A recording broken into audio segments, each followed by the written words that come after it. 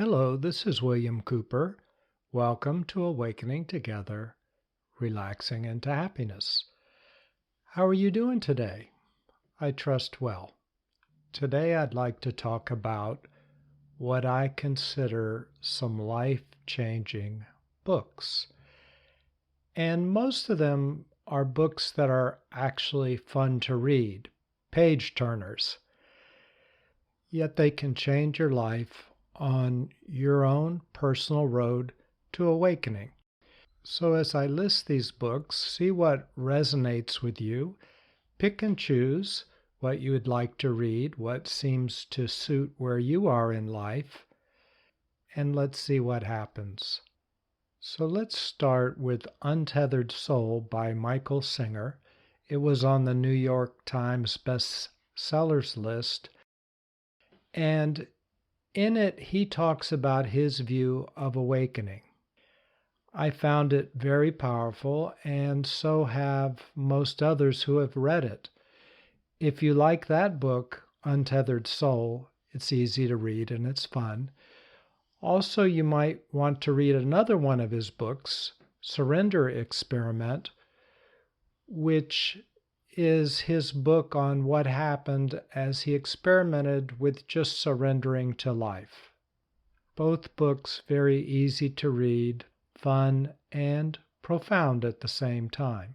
So these first two books, The Untethered Soul and The Surrender Experiment, are about Michael Singer's amazing journey to awakening.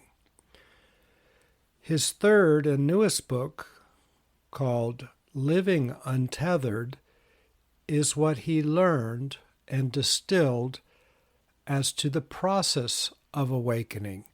It's extremely simple and powerful, easy to follow, and gives clear perspective on the path of awakening and some helpful processes. I highly recommend this book, Living Untethered. Another book that's a classic that you probably have heard of and maybe already read is Autobiography of a Yogi by Yogananda. I would get that book. It is a very good view, in my estimation, of what actually goes on in India if you go to the right places. I know as you're reading it, you'll begin to question, like, did that really happen? But Yogananda was very powerful. I do believe everything in the book did happen, and I think you'll benefit by reading it. If nothing else, it's a lot of fun to read. Along those lines, a book that I brought up many, many times is called In Search of a Secret India by Paul Brunton. It is actually the closest book to describing what my experiences have been in India. I just loved reading it. He was a newspaper reporter in England, and I believe it was the 1950s, and he had wondered about India. Are these gurus real? Are they charlatans? Is there anything to it? Nah, probably not, but maybe I'm hearing things, but it can't be true. So as a reporter, he decided, well, I'll go to India and report on it. I'll just start interviewing people and I'll check it out for myself. I'm going to get to the bottom of this. So this is his biography on what he found and the steps he took. And some of the gurus that he found were charlatans. Others were kind of half and half. Some were pretty good, but not perfect, and others were literally amazing. I found it very interesting. You'll stay up late at night wanting to turn the pages, and it will give you a quick trip to India. So I'm recommending that book, In Search of a Secret India. Another classic is The Power of Now by Eckhart Tolle. I've heard him speak a number of times, and I read his book right after it came out, and it's also an amazing book. You've probably read it, or friends of yours have read it. It's a classic as well. It's easy to read, and it's about awakening. Very understandable. So that's a good book. By the way, all of these books that I'm talking about here today likely can either be found at the library, or you can just Google the book and look at the used books, and you can buy them very inexpensively, usually.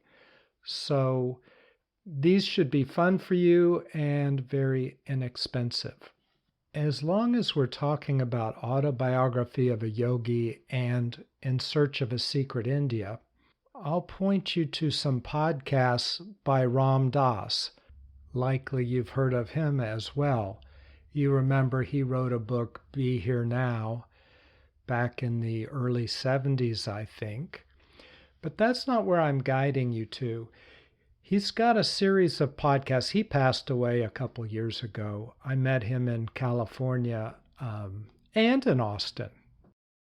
He has a series of podcasts, and the one I'm directing you to, if you just Google Ram Dass Indian Stories, he talks about some of the amazing experiences he's had with gurus in India.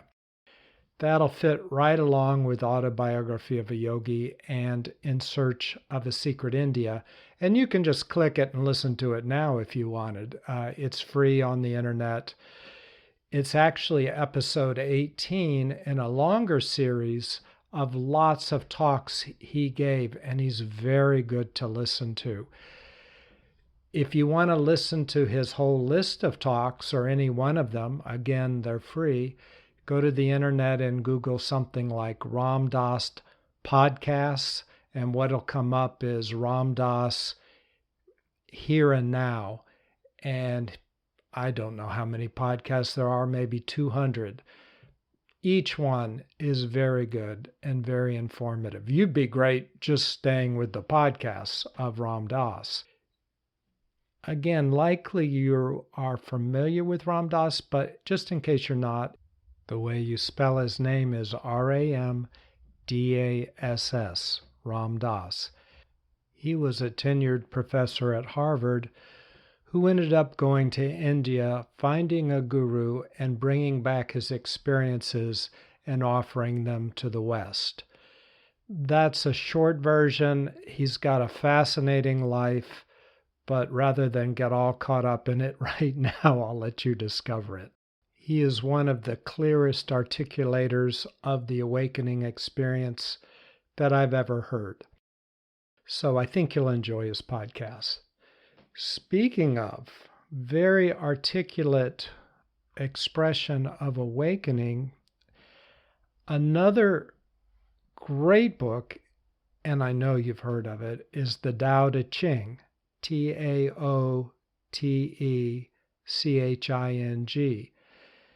This is a book of 81 verses or sayings written by Lao Tzu that encapsulate the awakening experience both from an individual level, a societal level, lots of different levels. It's written from an awakened perspective, and it's very easy to read, yet very profound. The vibration of each verse is extremely clear and profound. So as you read each verse, you almost have to awaken to understand it in that moment. So it really calls you to a high level as you read it. It's probably the highest literature that I've ever read. The translation that I like, though there are lots of good translation, is by Gaia Fu Feng and Jane English. When you Google the book, you'll see them. It's a very popular translation. You can also just Google the Tao Te Ching, and on the internet it'll pull up the 81 verses, and you could read them and see how you like them. What I would suggest, if you do like the Tao Te Ching, do something like before you meditate or after you meditate each day, read one verse. They're relatively short and they really deepen you very powerfully. By the way, this is a Taoist text. You've heard of Taoism, and it was written in China. As long as we're talking about very high vibration literature, let me give you one that was written in India. The ancient literature that was imparted by the great seers in ancient India is called the Upanishads. The Upanishads were distilled down into more specific literature called the Vedas. The Vedas were distilled down into a little story called the Bhagavad Gita. So that's what I'd like to talk about today, is the Bhagavad Gita. The Bhagavad Gita is a story of a ruler named Arjuna who is being challenged and attacked by other rulers that are actually his family. So he has a dilemma. How can he defend himself or attack his family? His chariot driver is God, Krishna, in the disguise of chariot driver. So this book, the Bhagavad Gita, is relatively short, but it's about the dialogue that Krishna has with Arjuna, which brings him into clear seeing and enlightenment. As you read this book, you can read the wisdom that Krishna imparts, and it has a very high vibration as well, quite different than the Tao Te Ching, but still it moves you very deeply on your awakening path. In this book, I might just read a little bit every day, just like you do with the Tao Te Ching, because every paragraph or page is so powerful, you might need a moment or two to just digest it. There are many good translations of the Bhagavad Gita. The one that I like was written by Jack Hawley, Hawley, Jack Hawley. Well, here's another Western book that is very powerful in helping you see the lenses of your mind and letting them go. Remember, we've talked about this in prior podcasts, that we're often trapped in a world that we've created because we're looking through specific lenses of our personality and our mind. And if we were to let those lenses drop or melt away, our being, which is always present, would shine through. And in clarity, we would walk through life awakened. We would flow through life. A good start with all of this is to read Byron Katie's book, Loving What Is. In that book, she really talks about how to drop those lenses using 4 simple questions. Trust me, it's an extremely powerful book, and it is fun to read. She uses lots of examples with real people. Some of the dilemmas therein are pretty deep, and you can definitely identify with them, and you can see how the process worked with those people. I've met her a number of times, listened to her talk to her, and really have the highest respect for Byron Katie. You'll enjoy this book a lot, I think. You spell her name Byron, Byron Katie, Katie. She's pretty popular, so there are a lot of used books out there that you can buy online fairly inexpensively. Do you want another easy, fun, yet profound book to read? I would read any book by Thich Nhat Hahn, ThichNhatHanh,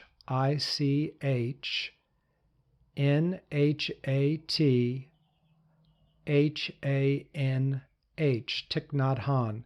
You can Google and it'll come up with lots of books, tons of used books. I would just pick any of them and read them. Easy and heart-opening. He was a Zen monk from Vietnam. He actually started an ashram in France, and very powerful. You could look him up on YouTube and hear him talk on YouTube as well, or probably find some podcasts about him. But I would get any of his books. You'll enjoy them, a nice, relaxing read that at the same time will deepen your awakening. Do you like poetry? I love Rumi. He was a Sufi mystic poet who lived in the 1200s, and his poems are often very concise and very powerful. Some are actually could be quite long as well. The translation that I like is a book called Essential Rumi by Coleman Barks, Coleman Barks. He is a scholar on Rumi.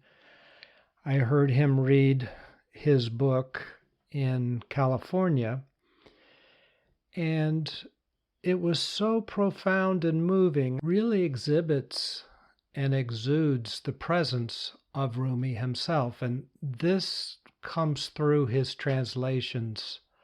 So, Essential Rumi by Coleman Barks. If you want a sample of Rumi, again, just Google Rumi and you'll get tons of poems. R-U-M-I. You could Google something like, what are the best Rumi poems? And you'll get a handful and you'll get a good sampling. Another fascinating and profound book from a Buddhist perspective is called The Tibetan Book of Living and Dying. It's easy to read and it covers lots of very powerful experiences and concepts. It was written by Sogyal Rinpoche, Sogyal Rinpoche.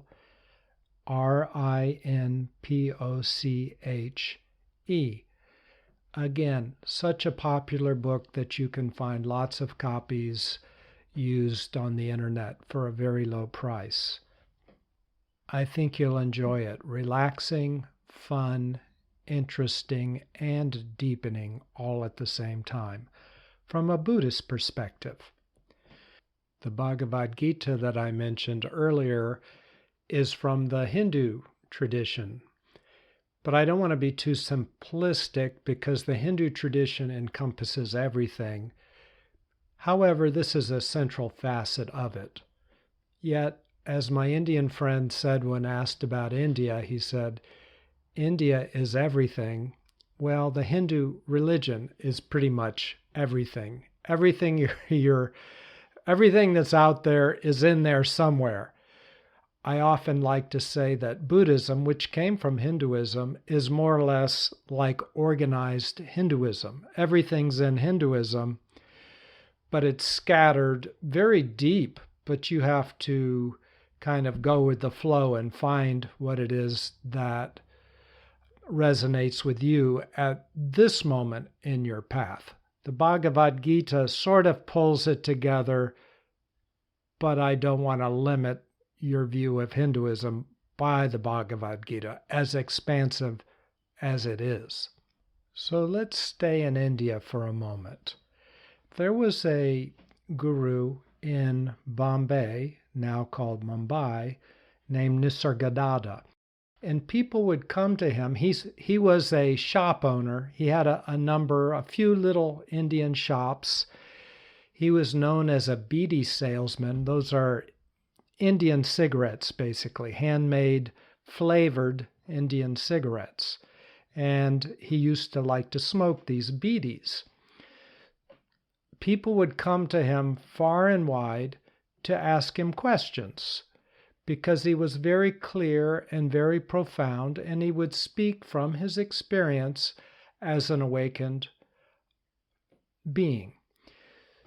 So recordings of these short conversations in book form is the book I Am That Talks with Sri Nisargadatta Maharaj, Nisargadatta Maharaj, Maharaj.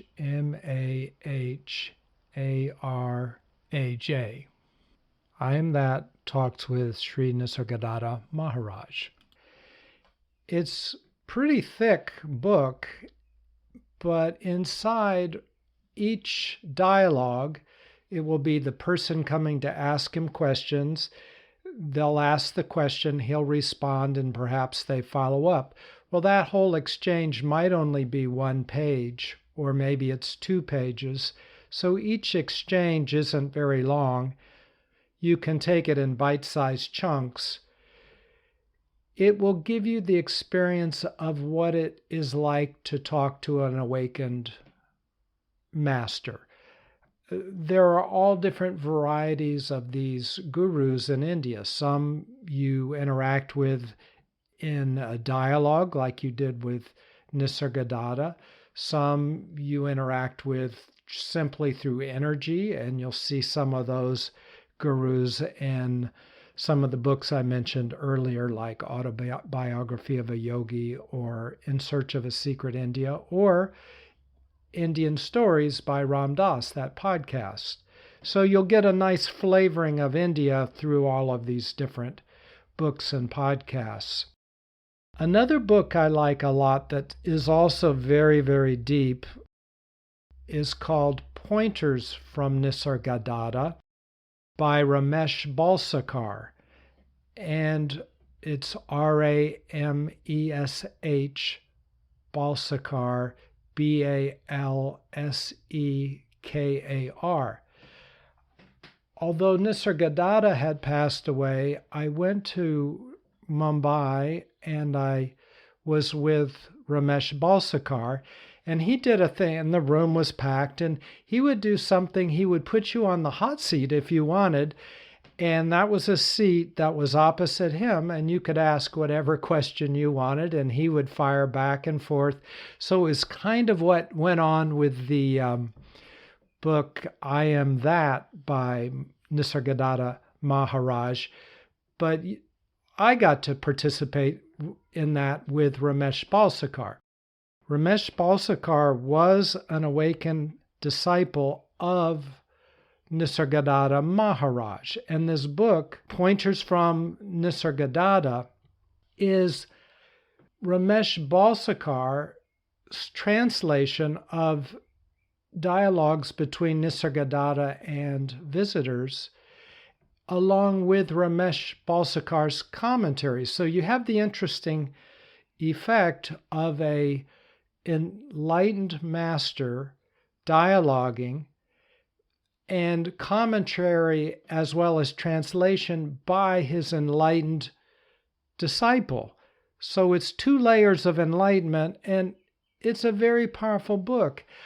I actually read it because I was waiting for my book, I Am That by Nisargadatta, to come in, and it was delayed. So I borrowed this book, Pointers from Nisargadatta, from a friend, and I was reading it, and I really didn't know what to expect. And I was and am a good reader, but I was new to this kind of very deep, powerful spiritual literature that actually transforms you as you read it.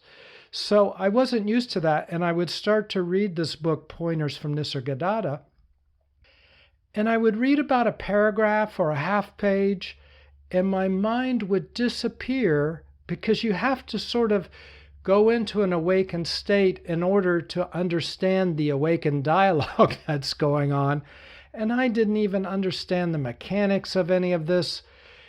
I was reading it like it was a normal book. My mind would disappear, and I would just sort of be looking at the wall for 5 minutes, and then I would come to, and I would a little bit berate myself, like, what's wrong with you? Why are you spacing out? Why are you daydreaming? Why can't you concentrate? Concentrate. This is an easy book. Just read it. And I was kind of hard on myself back then. That's another story. I'll probably do a podcast. But It's that powerful. And just by reading it, it does something to you. So I would definitely recommend that one too. It's, again, kind of, I want to say hard reading. There are a lot of concepts that were new to me, and also with my mind disappearing all over the place. It's not one of these easy reading books like most of the other ones I've mentioned to you. It's not one of those. But it's definitely worthwhile, and you might just get it and try it out. Read a paragraph, read a chapter or two. Read a few chapters before you make a judgment, because it's quite different. So that's a good book. Pointers from Nisargadatta. And it's not to take away from I Am That by Nisargadatta Maharaj. Also very powerful. That is even a little more dense. The I Am That by Nisargadatta Maharaj. Even though they're little conversations, there was somewhat of a relaxing thing to read the commentary by Ramesh Balsekar as well as the translation of the dialogue. So I don't know, it worked for me. Both books are very good. Another book that I would get, and I'm going to throw you a curveball here, is called There is a River by Thomas Sugrue. Sugrue. This is a biography of let's call him a psychic, Edgar Cayce. And it's an extremely fun book to read, but it's extremely profound. And I read it way back in the 80s when I wasn't sure what to believe about psychic stuff, or does any of this make sense, and deep spirituality. This was way before the Eastern stuff, way before that, all these other books I'm giving you.